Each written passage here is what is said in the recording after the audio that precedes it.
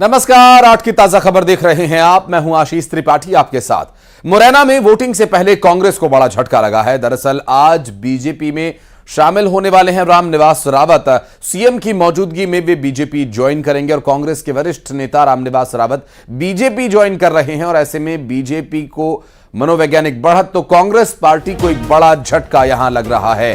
विजयपुर से 6 बार विधायक रह चुके हैं रामनिवास रावत और अब वे भारतीय जनता पार्टी ज्वाइन करने वाले हैं। मुरैना में वोटिंग से पहले कांग्रेस पार्टी को एक और बड़ा झटका लगा है। कांग्रेस पार्टी छोड़ बीजेपी में शामिल होने वाले नेताओं के नाम की फहरिस्त लंबी होती जा रही है। रामनिवास रावत सीएम की मौजूदगी में बीजेपी ज्वाइन करेंगे और कांग्रेस के वरिष्ठ नेता हैं रामनिवास रावत। विजयपुर से 6 बार विधायक रह चुके हैं रामनिवास, आज बीजेपी ज्वाइन कर सकते हैं, जानकारी मिल रही है। और आपको बता दें कि भारतीय जनता पार्टी में शामिल होने वाले कांग्रेस नेताओं की इस लिस्ट में रामनिवास रावत का भी नाम शामिल हो गया है और आज वे बीजेपी ज्वाइन कर सकते हैं। मुख्यमंत्री डॉक्टर मोहन यादव की मौजूदगी में भारतीय जनता पार्टी की सदस्यता ले सकते हैं। बढ़ते आगे और कोरबा से एक बड़ी खबर आपको बता दें। मेडिकल कॉलेज की महिला डॉक्टर से 5,47,000 रुपए की ठगी हुई है। फर्जी कस्टम और सीबीआई अधिकारी बनकर आए लोगों ने चूना लगाया है। मनी लॉन्ड्रिंग और ह्यूमन ट्रैफिकिंग का केस लगाने की धमकी दी थी। पीड़ित महिला डॉक्टर ने थाने में इसकी रिपोर्ट दर्ज कराई है। तो महिला डॉक्टर को ठगने के लिए नकली अधिकारी बनकर पहुंचे थे और 5,47,000 रुपए की ठगी की वारदात को अंजाम दिया गया है। और खबर मुंगेली से, जहां पुलिस की गिरफ्त में हाईवे के लुटेरे आए और हाईवे पर गाड़ियों में लूटपाट की वारदात को अंजाम देने वाले इन आरोपियों की तलाश पुलिस को थी।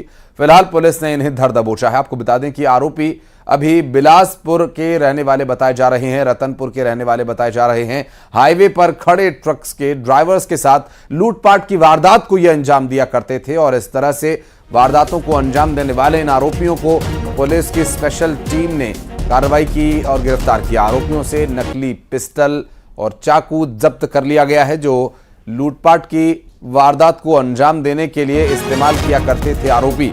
फिलहाल पुलिस की गिरफ्त में मुंगेली में पुलिस ने हाईवे के लुटेरों को धर दबोचा है।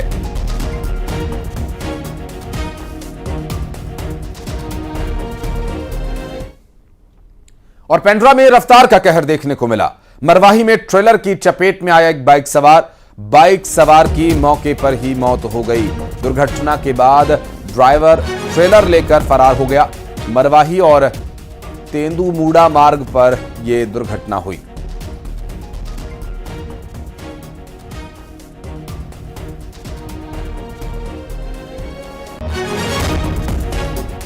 तेज रफ्तार का कहर, बाइक सवार पर बरपा। मरवाही में ट्रेलर की चपेट में आने की वजह से बाइक सवार की जान चली गई। और इस तरह के सड़क हादसों में अमूमन दोपहिया वाहन चालक हेलमेट नहीं लगाए हुए होते हैं। ऐसे भी कई मामले देखने को मिले हैं, तो दोपहिया वाहन चलाते समय हेलमेट का इस्तेमाल जरूर करें। चलिए बढ़ते हैं आगे। आपको बता दें जांजगीर चांपा से खबर, जहां लाखों रुपए का गांजा बरामद किया गया और लाखों रुपए के गांजे के साथ बिहार और उत्तर प्रदेश के 2 आरोपियों को भी गिरफ्तार किया गया है। आरोपियों के कब्जे से बरामद 10.5 किलो से ज्यादा गांजा बरामद किया गया है। गांजे को खपाने की फिराक में ये घूम रहे थे और दोनों आरोपियों को फिलहाल जेल भेज दिया गया है और लाखों के गांजे की बरामदगी हुई है। दोनों ही आरोपी जेल भेज दिए गए हैं, जिनसे लाखों का गांजा जब्त किया गया। पुलिस आगे का एक्शन क्या लेती है, ये भी आप तक जानकारी पहुंचाएंगे।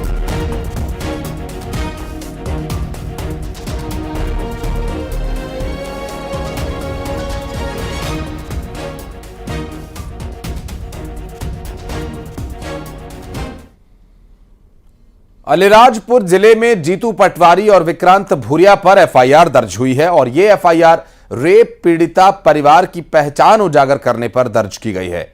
दोनों पर अलीराजपुर जिले के जोबट थाने में एफआईआर दर्ज कराई गई है। दरअसल अलीराजपुर के इस एफआईआर घटनाक्रम को लेकर हालांकि अभी तक कोई जवाब कांग्रेस पार्टी की तरफ से नहीं आया है। इस पर जवाब आने पर आपको जानकारी देंगे। फिलहाल आपको बता दें कि रेप पीड़िता परिवार की पहचान उजागर करने को लेकर यह एफआईआर दर्ज हुई है। अभी तक आपने अस्पताल में एम्बुलेंस और स्ट्रेचर को घूमते हुए देखा होगा, लेकिन सीहोर के रेहटी सिविल अस्पताल में शराब के नशे में धुत एक शख्स अपनी बुलेट लेकर देर रात घुस गया, जो पूरे अस्पताल स्टाफ में दहशत का कारण बना। दरअसल एक घायल व्यक्ति रेहटी के अस्पताल में भर्ती होने आया और इस घायल मरीज के परिजन आए तो उन्हीं के साथ मरीज से जुड़ा हुआ एक शख्स नशे में धुत अपनी बुलेट लेकर पूरे अस्पताल कॉरिडोर में वार्ड में चक्कर लगाता नजर आया। इस दौरान वो अपशब्द भी कहता रहा। फिलहाल अस्पताल प्रशासन ने इसकी शिकायत पुलिस को दे दी है और पुलिस इस पूरे मामले की जांच कर रही है।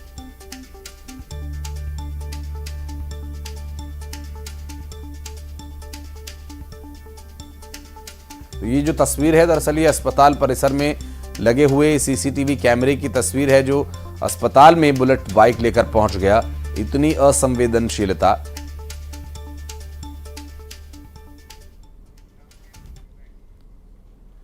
खबर ग्वालियर से, जहां पर बाइक सवारों ने पुलिस को पीटा। दरअसल बाइक सवारों ने ट्रैफिक सिपाही की पिटाई कर दी, क्योंकि साइलेंसर से धमाके की पटाखे की आवाज निकालने वाले बाइक सवारों का पुलिस के द्वारा टोकना उचित नहीं लगा और इस बात पर विवाद हो गया। पुलिस कर्मचारियों से गाली गलौच और मारपीट तक पर उतर आए ये बाइक सवार, जिसमें एक आरोपी को लोगों ने पकड़ लिया, जबकि 2 फरार बताए जा रहे हैं।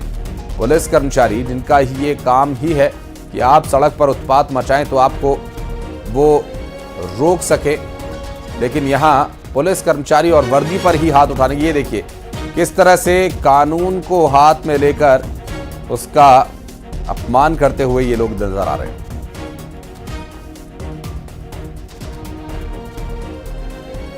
बढ़ते आगे, आपको बता दें कि महाकौशल के सबसे बड़े महिला अस्पताल में सिक्योरिटी गार्ड नवजात शिशु को ऑक्सीजन लगा रहे हैं। मेडिकल स्टाफ नदारद हैं। जी हां, आपने सही सुना।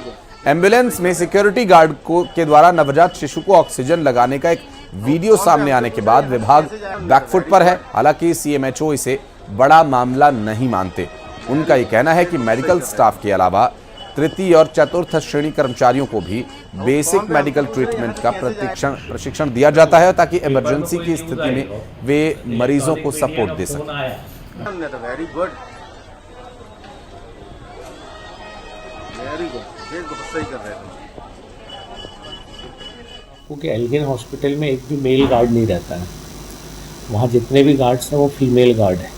तो मुझे ऐसा प्रतीत हो रहा है कि या तो वो वीडियो एल्गिन का नहीं है और 108 के अंदर का दिखाई दे रहा है वो वीडियो, लेकिन मुझे यही संदेह हो रहा है कि चूंकि वहाँ एक भी मेल गार्ड नहीं है, तो ये मेल गार्ड वहाँ कहाँ से आ गया और या वो वीडियो वहाँ का है कि नहीं। और यदि ऐसा हुआ है, मान लीजिए, तो जब से नेशनल क्वालिटी एश्योरेंस स्टैंडर्ड के मापदंड के अनुसार अस्पतालों का काम चल रहा है, जैसे एल्गिन आपको मालूम है एनक्वेस्ट सर्टिफाइड हॉस्पिटल है, तो उनके निर्देश ये रहते हैं कि हम अपने टॉप टू बॉटम जो भी स्टाफ है उसको हर तरह की ट्रेनिंग दें।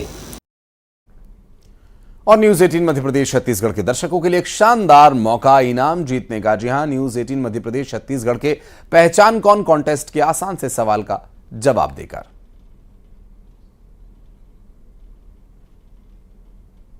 दोपहर 12 से 2 और शाम 7 से 9 बजे का वक्त आप दर्शकों के लिए होगा बेहद खास, जब न्यूज 18 मध्य प्रदेश छत्तीसगढ़ पर खबर भी मिलेगी और इनाम भी एक साथ। न्यूज 18 पहचान कौन कॉन्टेस्ट में हिस्सा लीजिए और इन समयों पर दिखाई जा रही खबरों के बीच पूछे गए आसान से सवालों का जवाब दीजिए। सही जवाब जिताएगा शानदार इनाम। रजिस्टर करने के लिए QR कोड स्कैन करें या इस नंबर पर मिस कॉल दें। खबर देखिए, इनाम जीतिए, सिर्फ न्यूज 18 मध्य प्रदेश छत्तीसगढ़ पर। और अब एक तस्वीर आपको दिखाते हैं और इस तस्वीर को आपको पहचान करके जवाब देना है।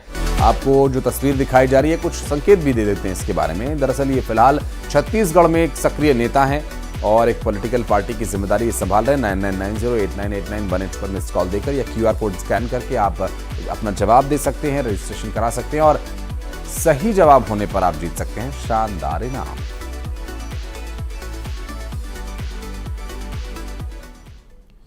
न्यूज 18 के साथ एक्सक्लूसिव इंटरव्यू में पीएम मोदी ने कांग्रेस के मैनिफेस्टो पर कड़ा प्रहार किया। पीएम मोदी ने कहा कि कांग्रेस मैनिफेस्टो पर मुस्लिम लीग की छाप नजर आती है। पार्टी मुस्लिम लीग की नीतियों को अपना रही है। वहीं पीएम मोदी ने कहा कि ओबीसी आरक्षण पर डाका डालने की कोशिश हुई है और एससी एसटी के आरक्षण पर भी कांग्रेस तलवार लटका रही है। और 2014 में भी कांग्रेस मैनिफेस्टो में धर्म के आधार पर आरक्षण की बात कही गई थी।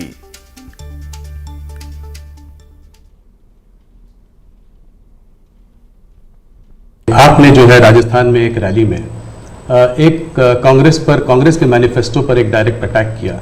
आपने ये तक कहा कि इनका एक स्कीम है जिससे कि ये वेल्थ डिस्ट्रीब्यूट करना चाहते हैं, ये पता लगाना चाहते हैं किसके पास कितनी जमा पूंजी है, किसके पास कितना पैसा है, किसके पास कितना सोना है, सिल्वर है, चांदी है, और उसको वो मुसलमानों में और घुसपैठियों में बांट देना चाहते हैं। क्या ये थ्रेट इतना रियल है? क्या आपको ऐसा दिखता है? कांग्रेस का जहां तक मैनिफेस्टो है, कोई मुझे बताए क्या चुनाव के अंदर पॉलिटिकल पार्टियों के मैनिफेस्टो ये कोई शोपीस के लिए होते हैं क्या? सचमुच में तो मीडिया का काम है कि हर एक पॉलिटिकल पार्टी के मैनिफेस्टो की बारीकी से जांच पड़ताल करे। मैं इंतजार कर रहा था कि मीडिया करे। पहले दिन मैंने एक कमेंट तो कर दिया था जी, मैं कोई आज कर नहीं रहा जी, कि भाई मुझे मैनिफेस्टो देख करके लगता है कि इस पर पूरी तरह मुस्लिम लीग की छाप है। तो मुझे लगा कि मीडिया चौंक जाएगा, जो एनालिसिस करने वाले चौंक जाएंगे, लेकिन पता नहीं अब उनकी व्यस्तता कुछ और है। मैनिफेस्टो में उनकी तरफ से जो परोसा गया उतना ही गुड़ी गुड़ी उछालते रहे। फिर मुझे लगता भी ये तो इकोसिस्टम का बड़ा मिलीबगर लगता है। अब मुझे सच्चाई लेकर जाना पड़ेगा। मैंने काफी 10 दिन इंतजार किया कि देश इस मैनिफेस्टो में जो बुराइयां हैं उसको कोई न कोई, क्योंकि निष्पक्ष तरीके से आता है तो अच्छा है। आखिरकार मुझे मजबूरन ये सच्चाइयां लेकर के आनी पड़ी। अब देखिए साहब, अब उनके एक महाशय ने अमेरिका में इंटरव्यू दे दिया जी, इनहेरिटेंस टैक्स पर। तो इनहेरिटेंस टैक्स की बात ले आए, 55% टैक्स आपकी प्रॉपर्टी। अब मैं विकास और विरासत की बात कर रहा हूँ, ये विरासत को लूटने की बात करते हैं। तो मैं और वेल्थ रिडिस्ट्रीब्यूशन की बात करते हैं, और उनके आज तक का इतिहास है वो करेंगे क्या? तो फिर मेरी जिम्मेवारी, मेरी रिस्पॉन्सिबिलिटी है कि मैं देशवासियों को बताऊं कि भाई ये इस दिशा में ले जा रहे हैं। अब आप तय कीजिए, जाना न जाना जनता जनार्दन का हक है, लेकिन मेरा दायित्व बनता है कि तथ्य के आधार पर, तर्क के आधार पर, उनकी हकीकतों के आधार पर मुझे बताना चाहिए, वो मैं बता रहा हूँ। 2006 का एक वीडियो जो वायरल हो रहा है जिसमें मनमोहन सिंह जी ने कहा है कि गरीब मुसलमानों का पहला अधिकार रिसोर्सेज पर है, ये उन्होंने साफ कहा है। आपने उसको मैनिफेस्टो में भी ये बात पॉइंट आउट की है कि ओबीसी रिजर्वेशन का जो है पार्ट लेकर वो मुसलमानों को दे देना चाहेंगे, और 2004 से 2014 के बीच में उन्होंने 4-5 बार ऐसा करने की कोशिश की भी है। अरे भाई, ये तो बड़ा इंटरेस्टिंग सवाल आपने पूछा है। जरा मेरा जवाब लंबा हो जाएगा, लेकिन देश के लिए मुझे बताना पड़ेगा। बताइए। आप कांग्रेस का इतिहास देख लीजिए। 90 के दशक से ये मांग उठी है देश में। समाज का एक बहुत बड़ा तबका है जिसको लगता था कि हमारे लिए कुछ होना चाहिए, उसके लिए आंदोलन हुए हैं। 90 से पहले कांग्रेस ने पूरी तरह इस बात को खारिज कर दिया, उसका विरोध किया, उसको दबाने की कोशिश की है। यानी 90 के पहले का उनका दशक है। फिर उनको जितनी भी कमीशन बने, जितनी कमेटियां बनाई, उसके भी रिपोर्ट्स ओबीसी के विचार के पक्ष में आने लगे। अब उनके सिफारिशों को भी वो नकारते रहे, रिजेक्ट करते रहे, दबाते रहे। 90 के दशक में उनको लगा कि भाई अब इसको जरा उनकी वोट बैंक की राजनीति के अनुसार उसको टर्न दिया जाए। उन्होंने पहला पाप किया क्या?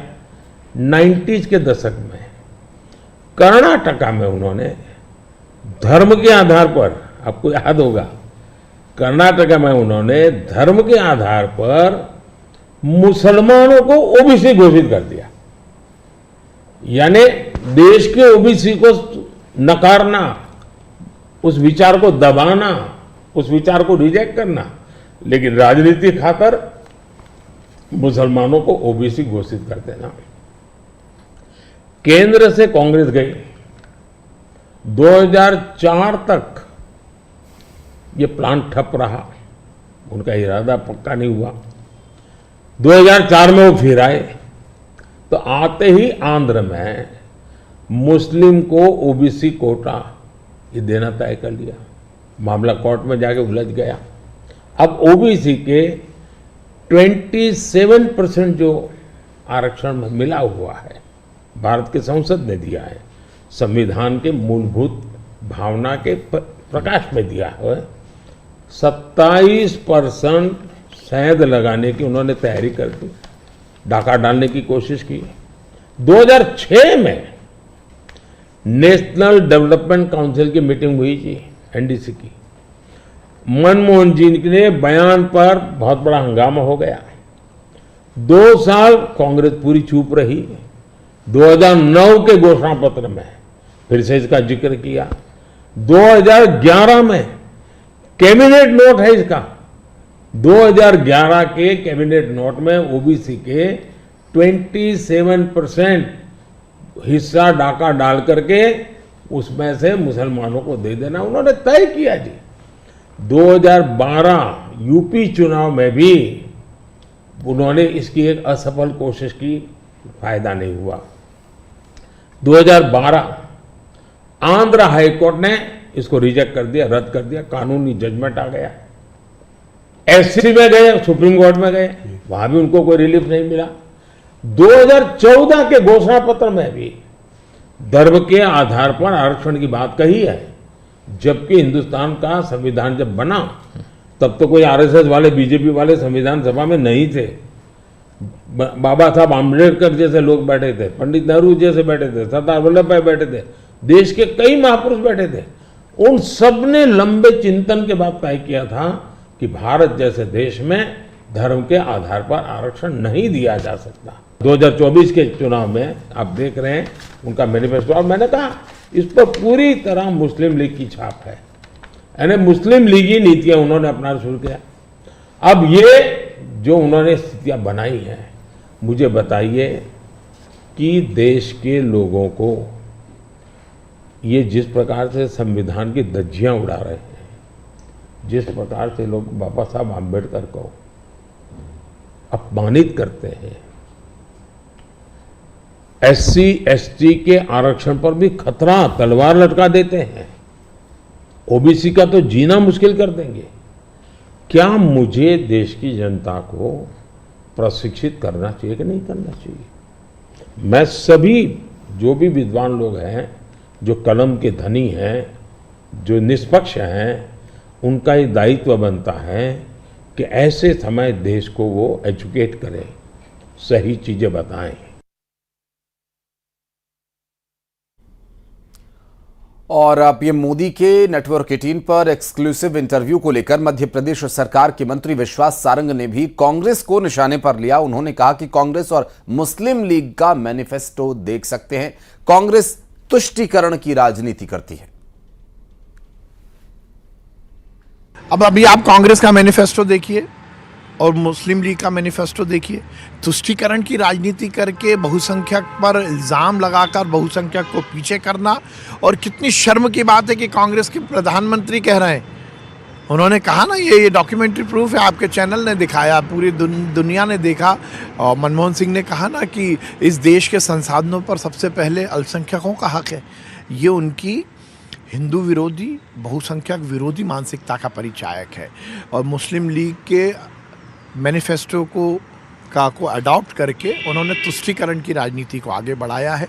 देश में जाति को जाति से लड़ाना, धर्म को धर्म से लड़ाना और वोट की राजनीति करना, ये कांग्रेस का खराब खेल है। और एक छोटा सा ब्रेक यहाँ ले रहे हैं, जल्द लौटते हैं।